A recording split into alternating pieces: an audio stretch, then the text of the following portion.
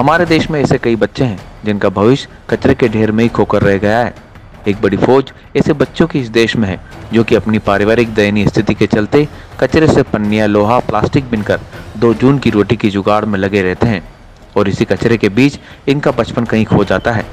2 जून की रोटी की जुगाड़ के चलते ये पढ़ाई से भी वंचित होकर समाज की मुख्य धारा से बाहर रह जाते हैं। लेकिन नीमच जिला प्रशासन ने ऐसे बच्चों के लिए कुछ अलग ही करने की ठानी है। पन्नी कचरा बीनने वाले ऐसे बच्चे अब यहाँ आम लोगों के साथ रहकर पढ़ाई करते हुए अपना सुनहरा भविष्य तराशने में जुटे दिखाई पड़ रहे हैं। नीमच शहर में कचरा बीनने वाले बच्चों की तादाद सरकारी सर्वे के मुताबिक करीब 150 की होगी।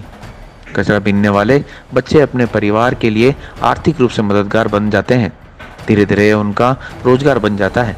लेकिन इस बार वीआर सर्वे में 30 ऐसे बच्चों को चिन्हित किया गया जो कि कचरा बीना करते थे, साथ ही पढ़ाई में वे रुचि भी रखते थे, जिसके लिए जिला कलेक्टर अजय गंगवार के मार्गदर्शन में जिला पंचायत सीईओ भव्या मित्तल ने इन बच्चों के लिए एक अनूठी योजना तैयार करते हुए जिला मुख्यालय पर 100 सीटर हॉस्टल बनवाया गया, जिसमें आम गरीब बच्चों के साथ ये बच्चे जो कि कचरा बीनने के साथ अपने परिवार की मदद किया करते थे, अब इनको जोड़ा गया है और करीब 25 बच्चों का दाखिला इस हॉस्टल में करवाया गया है, जहाँ पर उन्हें सुबह उठकर खाने नाश्ते के साथ ही सोने तक गद्दे, बिस्तर और पढ़ाई की व्यवस्था इस दौरान की गई है। और पहले पन्नी बीनते थे, जब पन्नी बीन के बेच कर पैसे कमा के घर पे रोटी सब्जी बनाते थे और फिर पापा ने यहाँ भेजा, फिर यहाँ से ना फिर यहाँ पढ़ने लगे तो जब फिर अच्छा लगने लगा यहाँ और खेलना कूदना भी और अच्छा लगने लगा था और खेले सब करते थे। तो हमारी मम्मी ने पूछा दान किए जाते थे, किसी के घर में कपड़े पोछे लगाते थे तो स्कूल में बहुत पैसे लगते थे, प्राइवेट में जाते थे।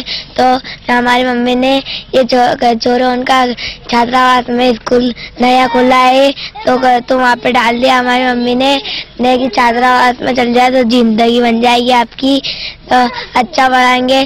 तो हमको यहाँ पे सब हो रहा, मंचन मिलता है, खाना भी अच्छा मिलता है, सोने के लिए पलंग पेटी सब मिलते हैं। जिलाधीश महोदय ने ये जो पहल करी है ये स्वागत योग्य है और जिस तरह से हमारे देश के प्रधानमंत्री जी ये चाहते हैं कि पूरा देश साक्षर हो, उस दिशा में जिलाधीश महोदय का बड़ा कदम है। और जो गरीब बच्चे हैं उनको प्रेरणा की आवश्यकता है, जो कि झोपड़ी में बच्चे रहने वाले उनको भी प्रेरणा की आवश्यकता है कि स्कूल जाना चाहिए, शिक्षा प्राप्त करना चाहिए। सरकार सारी सुविधाएं देती है लेकिन अज्ञानतावश और जागरूकता की कमी के कारण वे स्कूल नहीं पहुंच पाते हैं। ये बहुत अच्छा काम है, मैं इसको धन्यवाद देता हूं। देखिए, हम सब जानते हैं कि जो बच्चे होते हैं वही भारत का भविष्य है।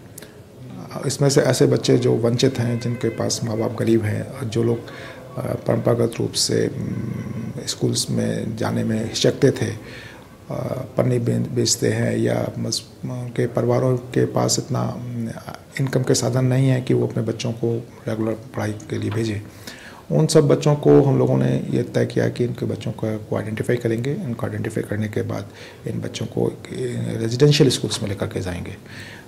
शासन की योजना के तहत हमारे पास 100 सीटर का हॉस्टल था यहाँ पे, जो कि ऑपरेट नहीं हो रहा था।